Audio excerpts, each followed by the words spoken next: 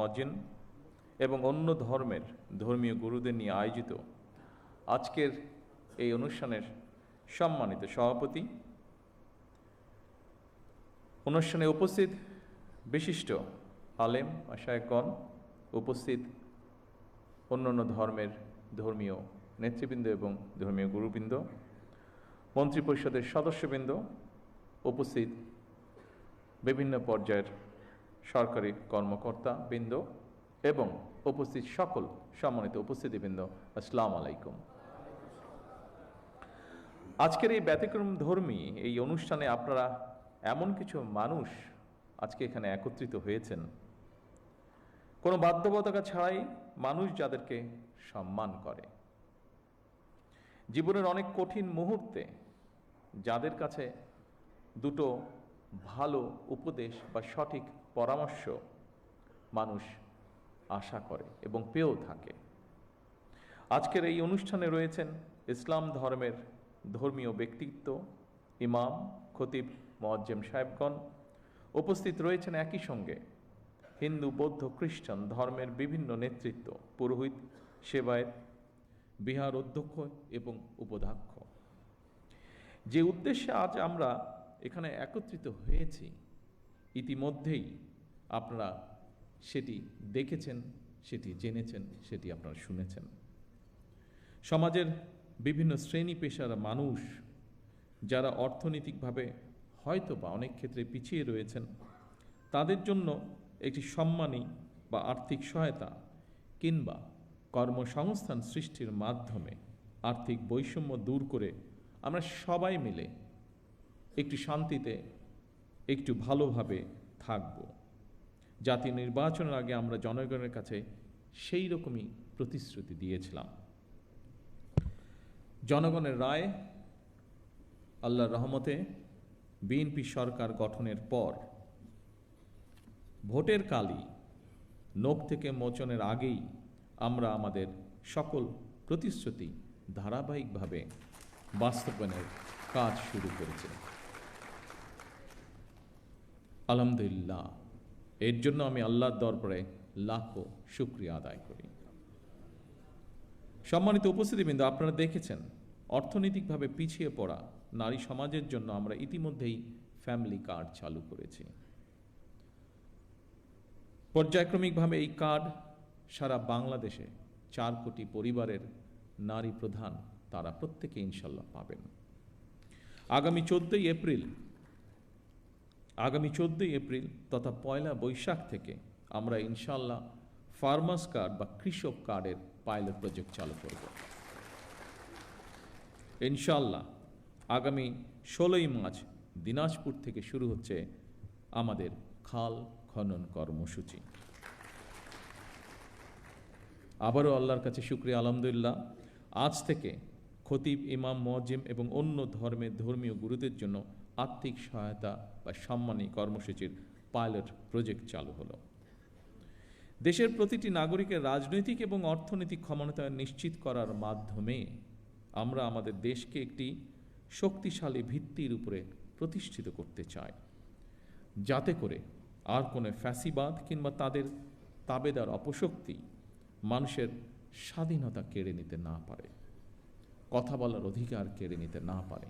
আজ এই মঞ্চ থেকেও এরকম একটি কথা বলা হয়েছে যে যারা ধর্মীয় গুরু আপনারা আছেন প্রত্যেকটি ধর্মের, তারা স্বাধীনভাবে যাতে কথা বলতে পারেন সেই বিষয়ে আলোকপাত হয়েছে আজকে এখানে। আমি সবসময় বিভিন্ন সময় আমার বক্তব্যে একটি কথা বলার চেষ্টা করেছি। আমি একজন রাজনৈতিক কর্মী হিসেবে দৃঢ়ভাবে বিশ্বাস করি যে দেশের নাগরিকদেরকে যদি দুর্বল করে রাখা হয় তাহলে রাষ্ট্র কখনোই শক্তিশালী হতে পারে না। এবং সেই জন্যই আমাদের ইচ্ছা, আমাদের দর্শন, আমাদের পরিকল্পনা বাংলাদেশের নাগরিকদেরকে আমরা রাজনৈতিক এবং অর্থনৈতিকভাবে ধীরে ধীরে শক্তিশালীভাবে গড়ে তুলতে চাই, যদি আমরা রাষ্ট্রকে শক্তিশালী করতে চাই। সম্মানিত উপস্থিতিবৃন্দ, ধর্ম বর্ণ নির্বিশেষে প্রতিটি শ্রেণী পেশার মানুষ তথা প্রতিটি নাগরিকের আর্থিক সামাজিক নিরাপত্তা নিশ্চিত করার জন্য সরকার রাষ্ট্রীয় সামর্থ্যের সবটুকু দিয়ে চেষ্টা চালিয়ে যাচ্ছে এবং ইনশাল্লাহ চালিয়ে যাবে। তবে নাগরিক হিসাবে আমাদের প্রত্যেকের রাষ্ট্র এবং সমাজের প্রতি কিছু দায়িত্ববোধ অবশ্যই রয়েছে, যা সম্পর্কে আপনারা কম বেশি সকলেই নিজেরাও ধারণা রয়েছে। নাগরিক হিসেবে আমরা যদি যে যার অবস্থান থেকে রাষ্ট্র এবং সমাজের প্রতি যার যার সঠিক দায়িত্বটি পালন করি, আমি এই দেশের নাগরিক হিসাবে, একজন রাজনৈতিক কর্মী হিসাবে দৃঢ়ভাবে বিশ্বাস করে ইনশাআল্লাহ দ্রুততম সময়ের ভিতরে আমরা রাজনৈতিকভাবে এবং অর্থনৈতিকভাবে একটি সুন্দর স্বনির্ভর আমাদের প্রত্যাশিত বাংলাদেশ গড়ার কাজে এগিয়ে নিয়ে যেতে পারব। সম্মানিত ধর্মীয় নেতৃবৃন্দ, দুনিয়ার কল্যাণের পাশাপাশি আখিরাতের কল্যাণের জন্য প্রার্থনার কথা পবিত্র কোরআনে কারিমে উল্লেখ রয়েছে। ইহকালীন পরকালীন কল্যাণ বিষয়ক নির্দেশনা নিঃসন্দেহে অন্য ধর্মাবলম্বী ধর্মীয় বিধিবিধান অনুযায়ী নির্দেশিত রয়েছে। সুতরাং ধর্মীয় বিধিবিধানের আলোকেই আপনারা আপনাদের শিক্ষা, দীক্ষা ও যোগ্যতা এবং অভিজ্ঞতাকে কিভাবে আরও বেশি করে দেশ এবং জনগণের কল্যাণের প্রয়োগ করতে পারেন, সেই চিন্তা এবং চেষ্টাও অব্যাহত রাখা অত্যন্ত জরুরি এই দেশের জন্য। অর্থনৈতিকভাবে সমৃদ্ধ রাষ্ট্র মানুষের জীবনে হয়তো আর্থিক স্বাচ্ছন্দ্য নিশ্চিত করে, কিন্তু ধৈর্য, সততা, কৃতজ্ঞতা বোধ, শ্রদ্ধা, আনুগত্য, সংহতি, সহনশীলতা, উদারতা, বন্ধুত্ব, বিনয়, দায় কিংবা দয়া, এই সমস্ত বৈশিষ্ট্যগুলো অর্জন ছাড়া একজন ব্যক্তি মানবিক গুণাবলী সম্পন্ন হয়ে উঠতে পারেন না। এই ধরনের মানবিক বৈশিষ্ট্যগুলো অর্জনের জন্য ধর্মীয়, সামাজিক, নৈতিক মূল্যবোধে উজ্জীবিত হওয়া অত্যন্ত জরুরি বলে আমি মনে করি। বিশেষ করে স্বৈরাচারের পতনের পর, বিতাড়িত হয়ে যাওয়ার পর এটি সমগ্র দেশে সকল শ্রেণী, সকল বয়সের মানুষের মধ্যে আরও বেশি প্রয়োজন। বিশেষ করে আগামী দিন যারা এই দেশকে নেতৃত্ব দেবে তাদের জন্য আরও বেশি প্রয়োজন। এই ধরনের মানবিক বৈশিষ্ট্যগুলো অর্জনের জন্য ধর্মীয়, রাজনৈতিক, সামাজিক, নৈতিক মূল্যবোধে উজ্জীবিত হওয়া অত্যন্ত জরুরি। রাষ্ট্র, সমাজ এবং প্রতিবেশ থেকে অর্জিত আচরণ থেকেই মানুষ তার শুদ্ধ জীবন এবং সুস্থ চিন্তার মানসিক নির্দেশনা পায়। পবিত্র হাদিসে বলা হয়েছে, যার আমানতদারি নেই, যার কাছে নিরাপত্তা নেই, সে প্রকৃত ঈমানদার নয়। যার ওয়াদা ঠিক নেই, তার কোনো ধর্মও নেই। প্রতিহিংসা এবং সহিংসতা মুক্ত একটি নিরাপদ সমাজ বিনির্মাণের ক্ষেত্রে ধর্মের এই উদার নৈতিক শিক্ষণীয় বিষয়গুলো অতুলনীয়। আমার বিশ্বাস, একটি নৈতিক সমৃদ্ধ মানব সমাজ গঠনের জন্য প্রতিটি ধর্মেই এ ধরনের ইতিবাচক বার্তা রয়েছে। সেজন্যই সম্মানিত উপস্থিতিবৃন্দ, সকল ধর্মের সম্মানিত নেতৃবৃন্দ, গুরুবৃন্দ, একটি ধর্মীয়, সামাজিক, নৈতিক মূল্যবোধে সমৃদ্ধ মানসিকতা তৈরির ক্ষেত্রে আপনাদের মতন ধর্মীয় জ্ঞানসম্পন্ন মানুষদের ভূমিকা অত্যন্ত গুরুত্বপূর্ণ। সম্মানিত ধর্মীয় নেতৃবৃন্দ, দেশে প্রায় 3.5 লক্ষ বা তার কিছু বেশি মসজিদ রয়েছে। এর বাইরে অন্যান্য ধর্মীয় প্রতিষ্ঠানগুলো রয়েছে।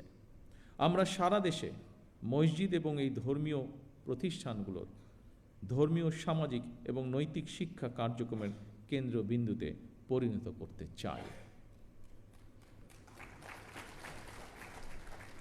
স্বাধীনতার ঘোষক শহীদ রাষ্ট্রপতি জিয়াউর রহমান সরকারের সময় দেশে প্রথমবারের মতন ইমাম প্রশিক্ষণ একাডেমি চালু হয়েছিল 1993 সালে, যা এখানে আমাদের আজকের একজন আলোচক উল্লেখ করে গিয়েছেন। 1993 সালে বেগম খালেদা জিয়া সরকারের সময় মসজিদ ভিত্তিক শিশু এবং গণশিক্ষা কার্যক্রম চালু হয়েছিল। বর্তমান সরকারও ইমাম মুয়াজ্জিম সাহেবদের জন্য একটি সহ অন্যান্য ধর্মগুরুদের জন্য একটি নির্দিষ্ট হারে সম্মানী ভাতা প্রদানের পাশাপাশি আপনাদেরকে আরও যোগ্যতরভাবে নেতৃত্ব দেওয়ার জন্য আরও কীভাবে রাষ্ট্রীয় উন্নয়নে আপনাদের প্রতিভাকে ব্যবহার করা যায় সেই পরিকল্পনাও গ্রহণ করার কাজে হাত দিয়েছে। বিভিন্ন সম্প্রদায়ের, বিভিন্ন ধর্মীয় সম্প্রদায় সম্মানিত নেতৃবৃন্দ, খতিব ইমাম মুয়াজ্জিমদের সম্মানী ভাতা দেওয়ার যে কর্মসূচি বর্তমান সরকার, আপনাদের সরকার চালু করেছে, এই কর্মসূচির অধীনে প্রথম পর্যায়ে পাইলটিং স্কিমের আওতায় মোট 4,908টি মসজিদ, 990টি মন্দির এবং 144টি বৌদ্ধ বিহারে মোট 16 জন 992 জন এই মাসিক সম্মানী পাওয়া শুরু করেছেন আজ থেকে। পর্যায়ক্রমিকভাবে ইনশাল্লাহ সবাইকে এই কর্মসূচির আওতায় অন্তর্ভুক্ত করা হবে। বিভিন্ন শ্রেণী পেশার মানুষের জন্য সরকারের এইসব অর্থনৈতিক কর্মসূচি উদ্যোগের মূল উদ্দেশ্য হচ্ছে, যা আমি আগেই উল্লেখ করেছি, নাগরিকদেরকে অর্থনৈতিকভাবে স্বাবলম্বী করে গড়ে তোলা। তবে আপনাদের কাছে একটি বিনীত আহ্বান, আপনারা কেউ মসজিদে কিংবা যার যার ধর্মীয় উপাসনালয় দায়িত্ব পালনের পাশাপাশি নিজেদেরকে বিভিন্ন অর্থনৈতিক সামাজিক কর্মকাণ্ডে সম্পৃক্ত করতে চাইলে আপনাদের সেই উদ্যোগ বাস্তবায়নে সরকারের সর্বোচ্চ চেষ্টা থাকবে সহযোগিতা করা। এর বাইরে বর্তমান স্বরাষ্ট্র মন্ত্রণালয় প্রত্যেকটি জেলা এবং উপজেলায় আইন শৃঙ্খলা কমিটিতে একজন ইমাম অথবা একজন খতিব অথবা সেই এলাকার ধর্মীয় অন্য কোনো ধর্মের ধর্মীয় গুরু, তাদেরকেও আমরা সিদ্ধান্ত নিয়েছি একজন সদস্য আমরা রাখব। সম্মানিত উপস্থিতিবৃন্দ, আমরা আজ সব ধর্মের মানুষ একসঙ্গে বসেছি, এক কাতারে বসেছি। এটি আমাদের বাংলাদেশের আবহমান কালের ঐতিহ্য। কেউ যেন আমাদের মধ্যে বিভেদ সৃষ্টি করতে না পারে। মুসলমান, হিন্দু, বৌদ্ধ, খ্রিস্টান, আমরা সবাই মিলে ইনশাল্লাহ একটি শান্তিময়, শান্তিপূর্ণ বাংলাদেশ গড়ে তুলব একসাথে। সকলের জন্য আমরা গড়ে তুলব একটি নিরাপদ রাষ্ট্র, একটি নিরাপদ সমাজ, যা প্রতিটি শ্রেণী পেশার মানুষের কাম্য।